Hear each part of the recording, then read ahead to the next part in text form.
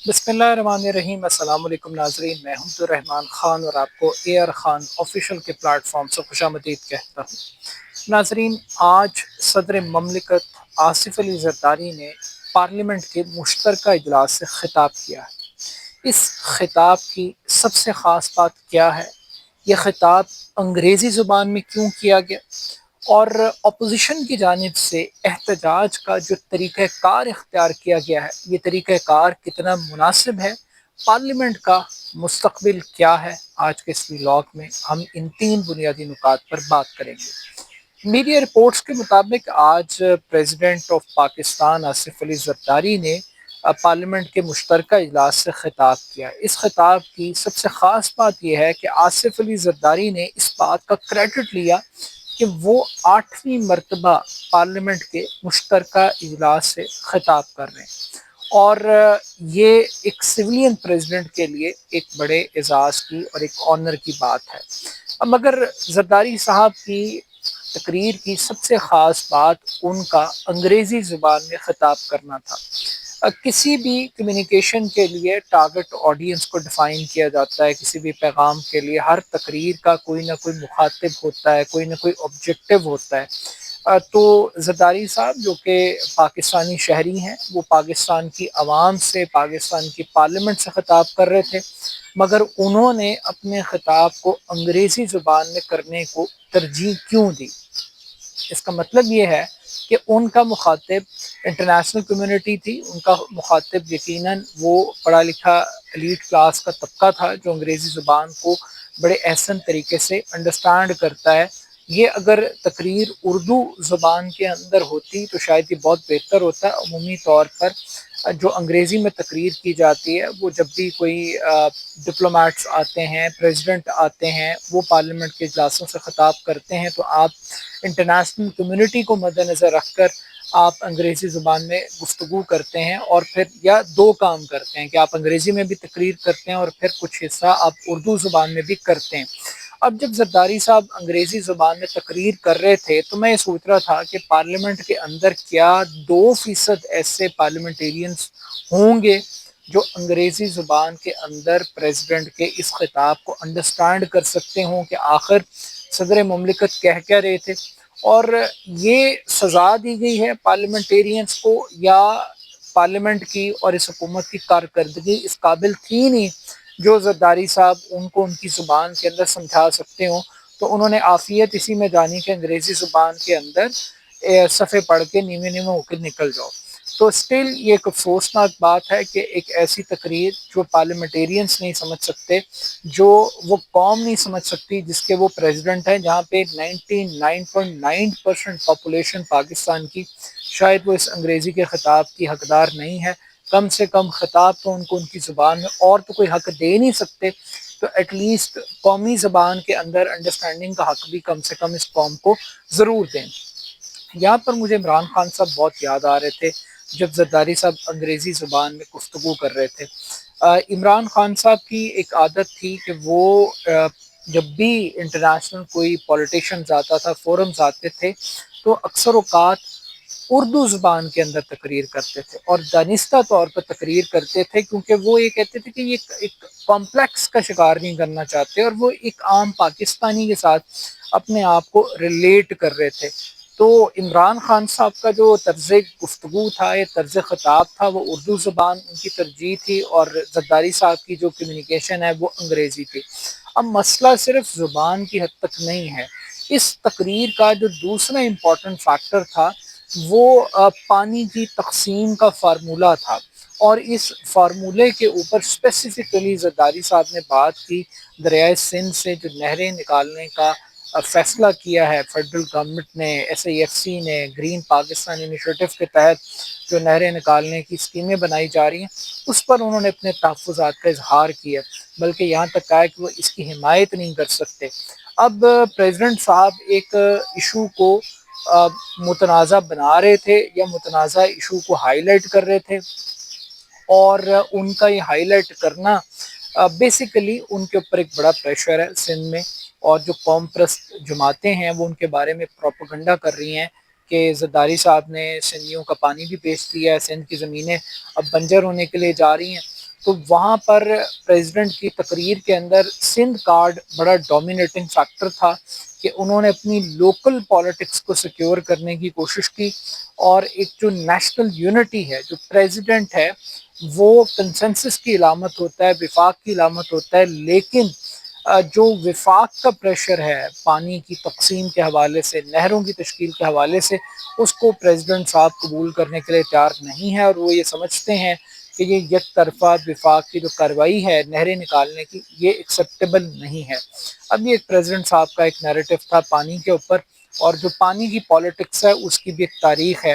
Peoples party کو بھی یہ کریڈٹ جاتا ہے، اور دیگر جماعتیں بھی ہیں پاکستان کے اندر جنہوں نے کالا باغ ڈیم کو بننے نہیں دیا، اور یہ ہر طرح سے اس قسم کے ایشوز کو متنازع بنا لیتے ہیں، اور یہ فیئر پالیٹکس کرتے ہیں، فیئر خوف کی سیاست کرتے ہیں کہ بھائی پنجاب آپ کا پانی لے جائے گا، پنجاب آپ کی جابس لے جائے گا، اب پنجاب آپ کے وسائل کے اوپر قبضہ کر لے گا۔ تو یہ جو اینٹی پنجاب نیریٹو ہے یہ لوگوں کے ذہنوں میں بٹھایا جاتا ہے، اور اس کو ایکسپلائٹ کر کے یہ لوگ ووٹ لیتے ہیں۔ اس کے بعد پریزیڈنٹ صاحب نے معاشی استحکام کی بہت بات کی اور بڑا اپریشیٹ کیا، لیکن ساتھ ہی ساتھ پریزیڈنٹ صاحب نے یہ بھی کہا کہ لوگوں پہ معاشی بوجھ بہت زیادہ ہے، ریلیف ملنا چاہیے تنخواہ دار طبقے کو، پینشن کمیونٹی کو بجٹ میں ریلیف ملنا چاہیے۔ تو یہ جو ساری باتیں تھیں یہ وش لسٹ پہ تھیں اور چاہیے پہ تھیں، کیا کیا ہے اس کے اوپر جب انہوں نے کہا کہ اکنامک اسٹیبلٹی کی طرف ہم بڑھ رہے ہیں، تو کریڈٹ کس کو جاتا ہے؟ کریڈٹ بنیادی طور پر شہباز شریف صاحب کو نہیں جاتا، کریڈٹ جاتا ہے آئی ایم ایف کو، جس نے یہ پلان بنایا، جس نے اس حکومت کو باندھ کر رکھا اور حکومت کو پابند کیا۔ آج اگر اس ملک میں مہنگائی بڑھی ہے یا کم ہوئی ہے، اس کی ٹوٹل رسپانسبلٹی وہ آئی ایم ایف کے اوپر آتی ہے، اور اس کے اندر کوئی کریڈٹ نہیں ہے۔ ایک آٹو کنیکٹ لگا ہوا تھا، پاکستان کے پاس کوئی اور چوائس نہیں تھی، گورنمنٹ کو کرنا ہی کرنا تھا، اور گورنمنٹ نے وہی کیا جو آئی ایم ایف نے کہا۔ تو اگر آئی ایم ایف کی وجہ سے پالیسی ریٹ کے اندر کمی ہوئی ہے، یا اگر آئی ایم ایف کی وجہ سے مہنگائی، سو کالڈ مہنگائی کے اندر اگر کمی ہوئی ہے، تو اس کا کریڈٹ پھر آئی ایم ایف کو جاتا ہے۔ باقی رہ گئی بات کچھ لو اور کچھ دو کی، کیونکہ زرداری صاحب گیو اینڈ ٹیک کے اوپر بڑا بلیو کرتے ہیں۔ یہ بھی ایک بڑا ایک انٹرسٹنگ ایلیمنٹ تھا کہ ایک شخص صدر کی کرسی پہ بیٹھا ہوا تھا، اور نیچے پرائم منسٹر آف پاکستان بیٹھے ہوئے تھے قائد ایوان کی کرسی پر۔ تو قائد ایوان کی مجھے تقریریں یاد آ رہی تھیں کہ وہ ہمیں سنایا کرتے تھے کہ علی بابا 40 چوروں کی کہانی سناتے تھے، پیٹ پھاڑ کر پیسے لانے والوں کی کہانی سنا رہے تھے۔ تو آج دونوں ایک پیج کے اوپر تھے، دونوں ایک دوسرے کے قصیدے پڑھ رہے تھے، ایک دوسرے کی تعریفیں کر رہے تھے اور اپریشیٹ کر رہے تھے، ملاقاتیں بھی کر رہے تھے، اور افطاریاں بھی ایک دوسرے کو دی جا رہی ہیں۔ تو still at the end of the day کچھ لو کچھ دو کی باتیں ہو رہی تھیں، اور مل جل کے چلنے کی باتیں ہو رہی تھیں۔ تو یہاں پر جو فلسفی ہے کچھ لو اور کچھ دو کی، اس پارلیمنٹ کی پرفارمنس کیا ہے؟ یہ جو جمہوریت کا سب سے بڑا سمبل اور آئیکن ہے، جتنی قانون سازی ہوئی ہے سب متنازع ہوئی ہے۔ 26ویں آئینی ترمیم کے ذریعے پاکستان کا پورا جوڈیشل سسٹم اس کو تباہ کر دیا، اس کو ہائی جیک کر دیا، ہم خیال ججز کے لیے ایک راستہ ہموار کر دیا، پھر پیکا جیسے قوانین کے ذریعے پاکستان کی میڈیا کو کنٹرول کیا، فریڈم آف سپیچ کو بہت لمٹ کر دیا، اور پھر ایک کارنامہ جس کے اوپر پریزیڈنٹ صاحب نے بات نہیں کی کہ پارلیمنٹیرینز کی جو تنخواہیں ہیں وہ 2 لاکھ سے بڑھ کر 5.25 لاکھ روپے تک ہو گئی ہیں۔ تو یہ کریڈٹ کم سے کم پارلیمنٹ کو ضرور جاتا ہے۔ اب یہاں پر دہشت گردی بڑھ رہی ہے اس ملک کے اندر، اس ملک کے اندر جو گورننس کے ایشوز ہیں وہ بہت زیادہ سنگین ہے، لیکن لوگ بڑے خوش ہیں، گورنمنٹ بڑی خوش ہے، اور اگر کیبنٹ کی اتنی اچھی کارکردگی ہے، وہی کارکردگی ہے جو کہ زرداری صاحب نے بتانے کی کوشش کی ہے یا جس کا اظہار کیا ہے، تو سوال یہ پیدا ہوتا ہے کہ پیپلز پارٹی اس گورنمنٹ کا حصہ کیوں نہیں بنتی، اس کیبنٹ کا حصہ کیوں نہیں بنتی؟ ایٹ لیسٹ پیپلز پارٹی کو اس چیز کا کریڈٹ تو لینا چاہیے کہ جناب جب اتنا اچھا ہو رہا ہے تو اس اچھے کے اندر ہم بھی حصہ ڈالیں، ہم بھی کچھ اور بہتری اور امپرومنٹ پیدا کریں۔ پرابلم یہی ہے کہ ان کو خود کو پتہ ہے، ان کو خود کو یقین ہے کہ یہ گورنمنٹ فیل ہے، یہ سسٹم فلاپ ہے، یہ اس وقت تک ہے جب تک اسٹیبلشمنٹ کی سپورٹ اس گورنمنٹ کو درکار ہے۔ اب کچھ بات کر لیتے ہیں تھوڑی سی اپوزیشن کی۔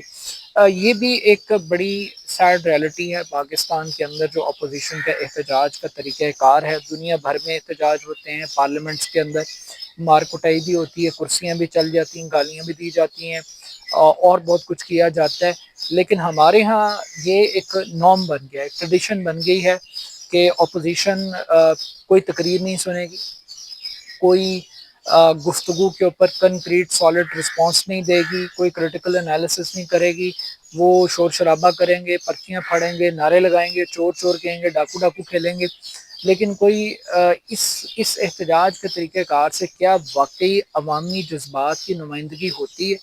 کیا ایک کامن آدمی کا جو غصہ ہے کیا یہ ریفلیکٹ کرنے کا ٹھیک طریقہ کار ہے؟ اس کے اوپر ڈبیٹ ہونی چاہیے۔ ابھی چند دن پہلے ٹرمپ صاحب نے خطاب کیا ہے اپنی امریکہ کی جو مشترکہ پارلیمنٹ کانگریس کا اجلاس تھا اس سے، وہاں پر بھی اپوزیشن نے احتجاج کیا، ایک صاحب کھڑے ہو گئے، انہوں نے نعرے شعرے کیے، غصہ شصہ دکھایا، ان کو انہوں نے پارلیمنٹ کے اجلاس سے باہر نکال دیا۔ باقی لوگ جو تھے وہ پلے کارڈز لے کر بیٹھے ہوئے تھے اور اس کے اوپر مختلف قسم کے احتجاجی نعرے اور سلوگنز باقاعدہ طور پر موجود تھے، لیکن ٹرمپ نے اپنی گفتگو کی اور بڑے پرامن ماحول میں گفتگو کی۔ اب یہ صرف بات زرداری صاحب کی حد تک نہیں ہے، جب عارف علوی صاحب اس عہدے پر تھے تو یہی حکومت اپوزیشن میں تھی اور وہی کچھ کر رہی تھی جو آج پی ٹی آئی کر رہی ہے۔ تو یہ ٹریڈیشنز ہیں۔ تقریباً 5 صدور پاکستان کے ایسے ہیں جنہوں نے احتجاج کے دوران تقریریں کی ہیں، اس میں زرداری صاحب بھی ہیں، اس میں عارف علوی بھی ہیں، اس میں ممنون حسین بھی ہیں، اس میں فاروق لغاری بھی ہیں، اسحاق خان صاحب بھی ہیں۔ تو کہنے کا مقصد ہے کہ یہ ایک ہمارے ہاں ایک ٹریڈیشن بن گیا۔ ہم سمجھتے ہیں کہ جناب تقریر نہ کرنے سے، نعرے لگانے سے، احتجاج کرنے سے ہم اپوزیشن کا حق ادا کر دیں گے۔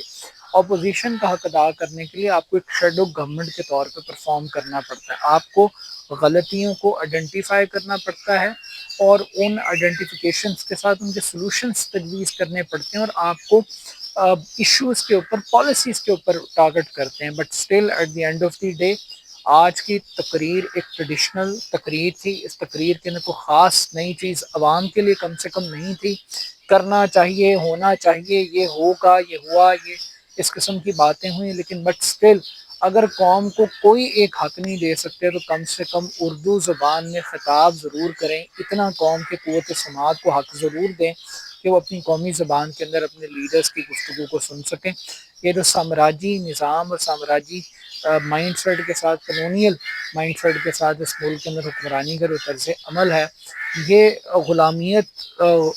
غلامی کو تو آپ کہہ سکتے ہیں کہ پروٹیکٹ کر سکتا ہے، لیکن یہ جو پیور ڈیموکریسی ہے اس کے لیے کوئی اچھا شگون نہیں ہے۔ بٹ اسٹل آج کا اجلاس ہوا ہے، پارلیمنٹ نے 1 سال مکمل کر لیا ہے۔ اس 1 سال نے پارلیمنٹیرینز کو، گورنمنٹ کو یا اپوزیشن کو تو بہت کچھ دیا ہوگا تنخواہوں کی مد میں، اس قوم کو برحال کچھ نہیں ملا۔ اس قوم کا پیٹ بھی خالی ہے اور سوچ بھی اس قوم کے لیے ایک لمحہ فکریہ بنتی جا رہی ہے۔ جو اس پارلیمنٹ کی کارکردگی ہے اس کو دیکھ کر اپنا فیڈ بیک مجھے ضرور دیجیے گا۔